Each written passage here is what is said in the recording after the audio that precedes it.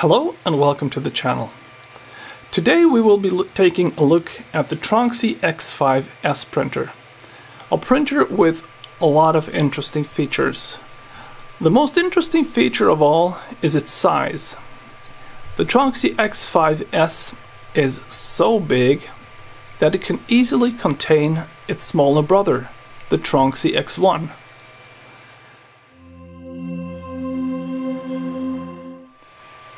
Now, putting one printer inside of the other is hardly anything that can be attributed to quality.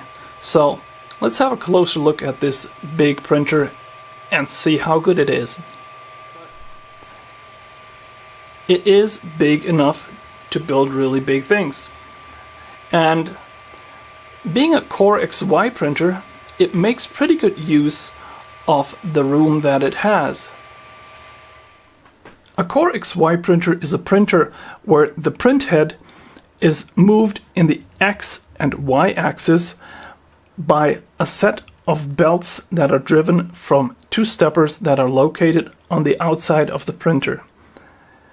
This has the advantage of having a very light print head and rather stiff axis, but it comes with the downside of having to have very long belts that are very hard to tension, and if they're tensioned in a way so that one belt is very stiffly tensioned and the other one is not, you will have problems in the movement because you get a sort of backlash in the axis, or the axis will shift when moving from front to back and from back to front.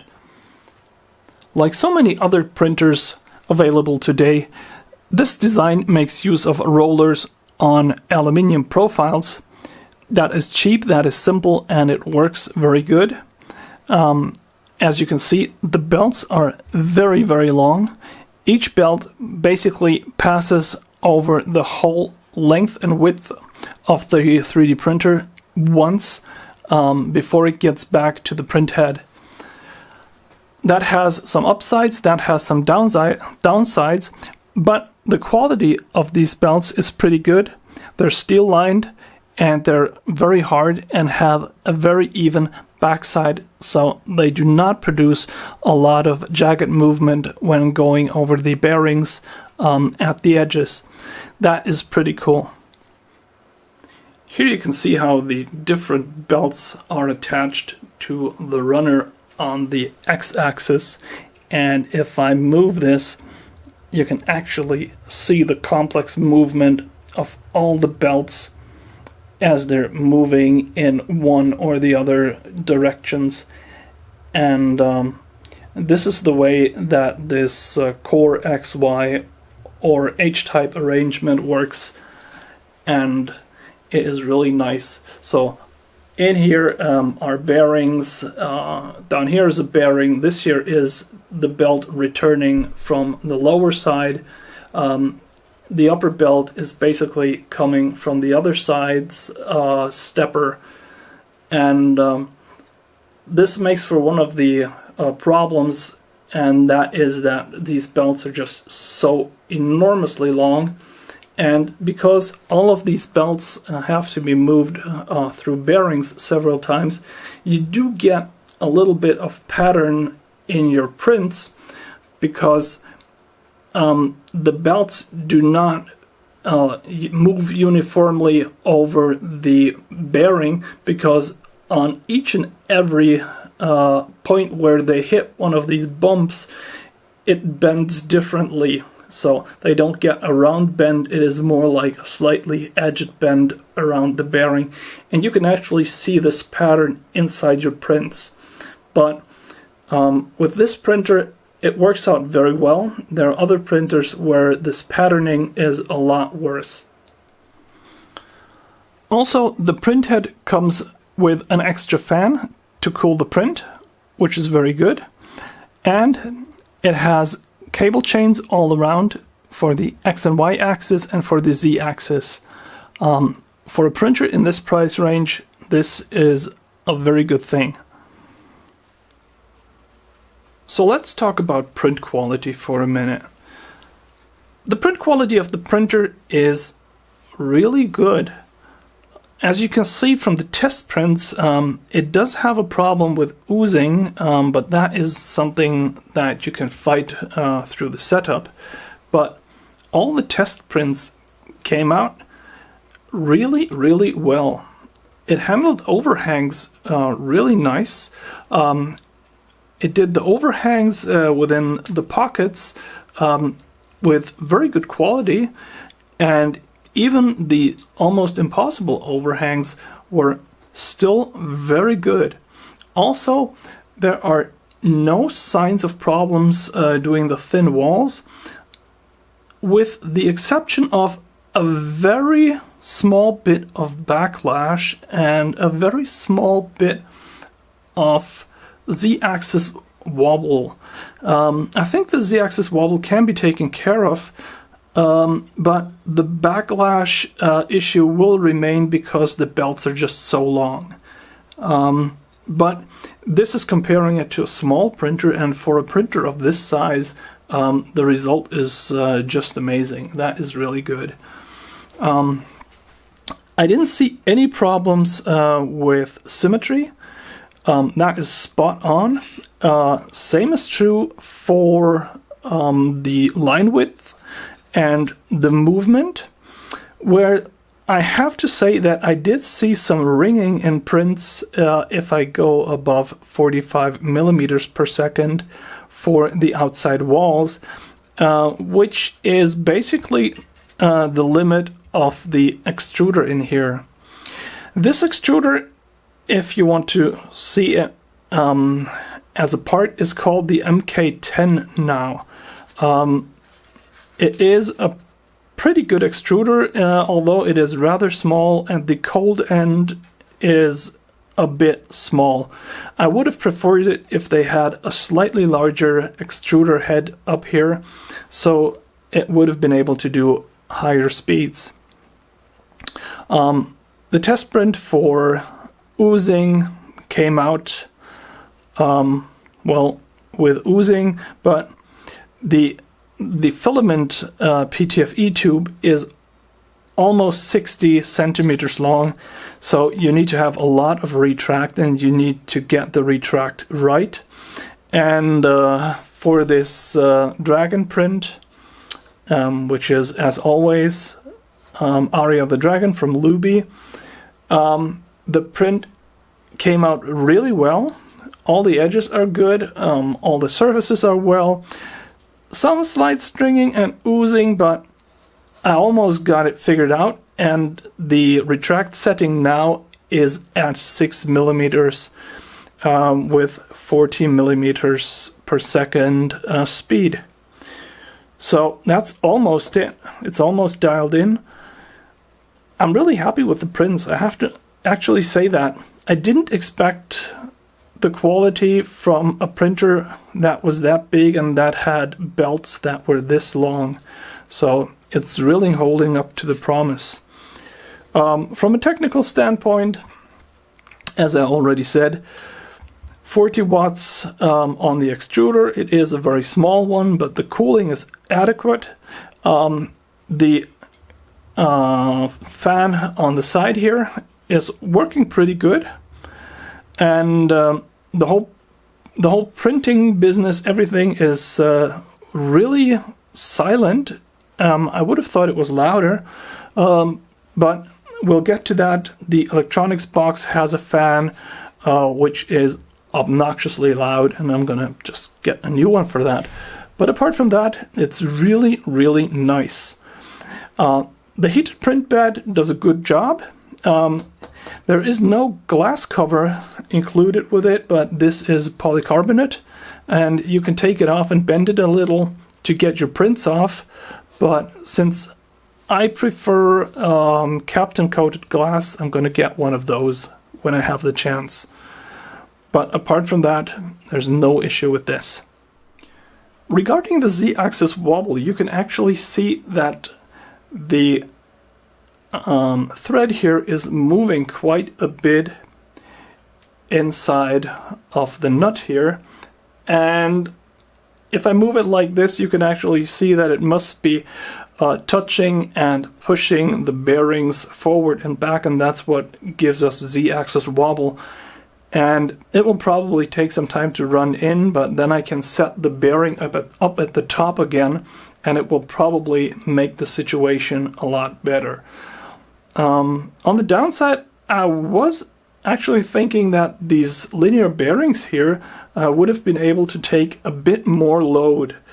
I'm a bit, well, not disappointed, but surprised that that is happening. I thought that the whole structure would be more rigid. When I put this thing together, I put like very little tension on it and got it a bit sideways, and all four of them broke almost instantly, which I thought they shouldn't have done because I hadn't tightened them down 100%. They were able to take a little bit of flex, and the night I basically took care of it, and when I came back the next day, the wrapping that I put around it, some tape that wasn't up to the job, was broken as well. So I don't know what's going on with this plastic. If it's just bad, or maybe I did something wrong, but I don't think so. In the end, I put 2 rounds of Captain around both of them, or all 4 of them by now, and they're holding up, but they're broken, and that might be some of the Z-axis wobble that I'm seeing. I don't think so, but maybe it's the cause for that. In any case, these bearings, these linear bearings and their plastic holders, they're a bit too flimsy for this heavy frame, and I'm thinking of using my lathe to turn a full metal linear bearing that I can use instead of these, and that should improve them quite a lot, because they wouldn't have had to be this small. There's so much room up on top here that they could have made them a lot bigger than that and given the whole axis so much more rigidity. No idea what the reason for that was. And moving on to the front panel and the electronic box, this brings us to the only part that I think is not up to spec for the rest of the printer, which is really good. And it's the electronics and the firmware, which is based on Marlin version 117.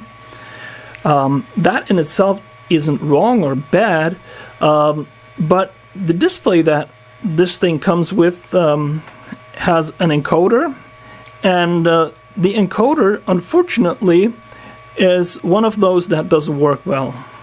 And the setup is done in a way that to get to the next item in the list, you have to rotate it counterclockwise, which is pretty unintuitive for me because I'm used to values getting larger when I turn it clockwise. But maybe that's just me. Also, if you do movements, it is also pretty hard to get it right because there's a lot of acceleration going on in the firmware, and the firmware is a little bit on the strange side because it doesn't auto-mount the SD card always. Sometimes it doesn't work at all. Sometimes I have to mount it several times. Like now, for example, it's properly mounted and it appears to work. So I don't know what's going on there. It is kind of weird, but I suppose that is part of the whole thing. I was thinking of maybe removing the firmware and going to Repetier, but I don't know if this is a standard board or what I have to do to get it set up properly. But the display itself is really good. It has good contrast. It is really bright. It is a bit on the slow side. It takes quite a while for changes to get in there. And it is pretty good. The only thing that I don't really like is the encoder. Yeah, and unfortunately you can't change that. The display is connected to the controller board, which is based on an 80 mega 1284, which is the smaller variant of the Arduino Mega type, which has less connections, but has more memory and is a pretty good chip in itself. The board is constructed really well. I like it a lot. I thought at the beginning that having the SD card connector on the controller board and not the display would be a problem, but it's not.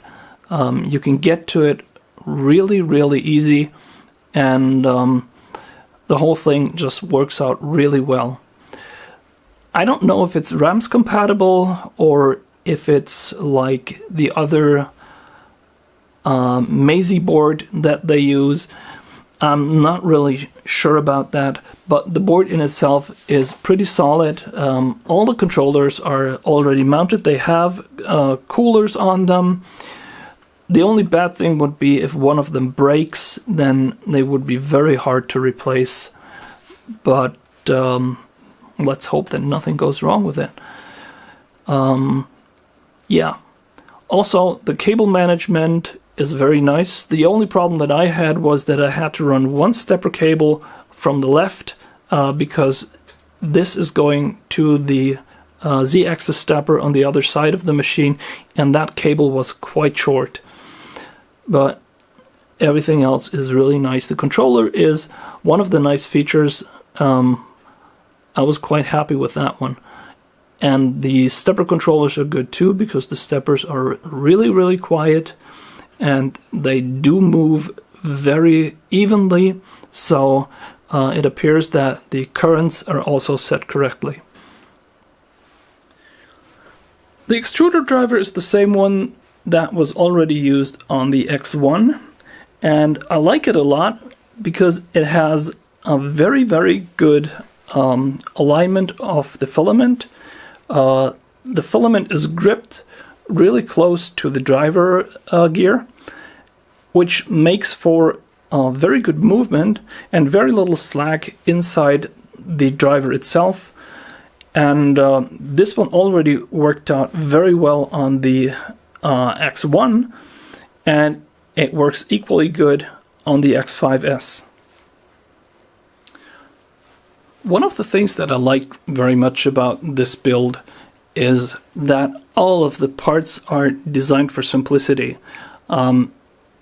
It is very easy to pre-manufacture the part with the switches and then just put it on the frame with 2 screws, tighten it down, and basically you're ready to go. I like that a lot during the build. Everything seems to be thought out really well. Another very nice feature of the printer is the spool holder at the side, which works out very well. It is really nice. The only problem that you might have is that you tend to ram it into your own knees or legs when you're carrying the device. I've done that twice, but the spool holder itself is very good. It works well, and it's placed absolutely perfect. On the back here is the power supply that comes with the 3D printer. As you can see, they made sure that all the connectors are safely stowed away. The cabling is pretty good. The power supply, the switch, the connectors here, everything came pre-assembled. It has 360 watts, which is quite a lot. And for these 360 watts, I thought that the connecting leads were a bit flimsy. So maybe if you're going to use this for really long times to do a lot of big prints, you might want to exchange the power cables, the 12-volt rail cables that are going from the power supply to the controller board, because I noticed that when I was using it for more than 5 or 6 hours at a time, these cables do get really warm. But apart from that, the power supply is pretty good. It has a temperature-controlled fan, or maybe it's load controlled, I don't know for sure. And it is pretty silent. It's less loud than the small fan on top of the controller board, but all of that can be fixed. I really liked it that they took care of the cabling, that there are no exposed cables, there's nothing where you can get to AC voltage easily. The only thing that they could have done is add another shroud, because everything in here is basically accessible if anything falls inside, or if something falls down on top of it, or liquid gets in. They could have improved that, but this is a pretty good start. Now, this is a kit printer, so it should be mentioned that it came with the manual installed on an SD card. The SD card came in an SD card to USB adapter. The USB adapter is very good. The SD card has failed within the few days that I've been using it, and I was pretty lucky to make a backup of all the files that were on it. It first started behaving oddly, and now it's not working at all. The manual that came with it is very good. It could be better, but it's good enough. If you have some experience in putting together technical stuff, or IKEA tables, or racks, or whatever, you're going to get this one built. It did come with a set of tools, screwdrivers, some snips, more screwdriver, extra tools, hex wrenches, and it came with all the nuts and bolts and washers and whatever you need for it. And this here is what's left over. So there's a lot of spares in here. The only thing that I think weren't enough in there were washers, because you do need quite a lot of 5.3 millimeter washers that you can put between the bearings and those supersized washers above the bearings. But apart from that, the build was very easy. I was able to do it with filming it in about 45 hours, I guess, which is okay. And I didn't run into any problems apart from wiring the motor on this side because the cable was so short, but when I rerouted the cable, everything was fine.